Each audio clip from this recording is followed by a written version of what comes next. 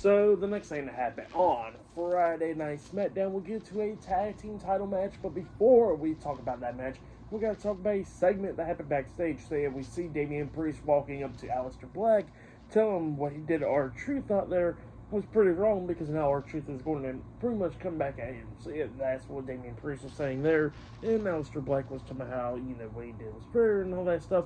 But, it is what it is pretty much. And then Carmelo Hayes comes up to Damian Priest, and Melo starts talking a lot of crap to Priest, where Priest is like, look, man, if you want to keep on talking all that stuff, then we can go ahead and go at it. And Melo pretty much back down. So, yeah, that's what happened there.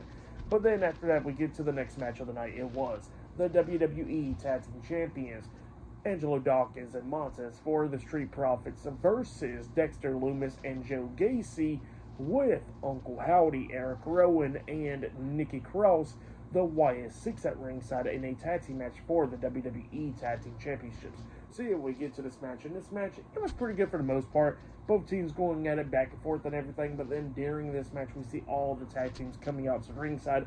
DIY, Motor City Machine Guns, Fraxium, Los Garza, all of them's out there, pretty much.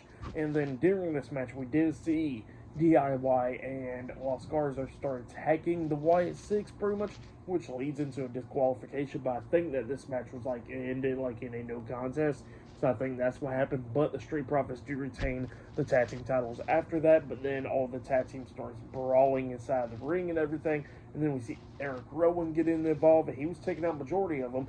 But then he tries to hit a double chokeslam onto Fraxium, but then Fraxium fought back and knocked him out of the ring and all that. And then Uncle Howdy gets into the ring after Nathan Fraser hit the suicide dive onto Erick Rowan outside the ring. We see Uncle Howdy getting in the ring, hitting Sister Abigail onto Axiom, laying him out. And then after that, we see Uncle Howdy getting knocked out of the ring by the Street Profits. And then we see Angelo Dawkins jumping over the top rope with a front flip senton onto everybody else outside of the ring. And then we see Montez Ford doing the same thing onto the other side, taking out a bunch of other people. So yeah, that's what happened there. The tag team division has been some really good stuff. The match wasn't too long because it did end in a no contest, but with all the chaos and everything, it was pretty good stuff. 2.5 stars. That's why I'll give it. But yeah, pretty decent stuff. But then after that, we see the United States Champion Jacob Fatu walking backstage. He runs into Jimmy Uso, and then Jimmy Uso was pretty much thanking him for doing what he did, but then he says that he don't need Jacob Fatu's help, and Jacob Fatu was telling Jimmy that he didn't need his help last week. So yeah, that's what they were saying there. And then Jacob Fatu says, look, if you get in where you fit in, we won't have an issue. And Jimmy Uso's like, okay, bet. So it looks like Jimmy Uso and Jacob Fatu's all good. But yeah, that's what happened there. Later on tonight, we're going to be seeing John Cena and CM Punk on SmackDown.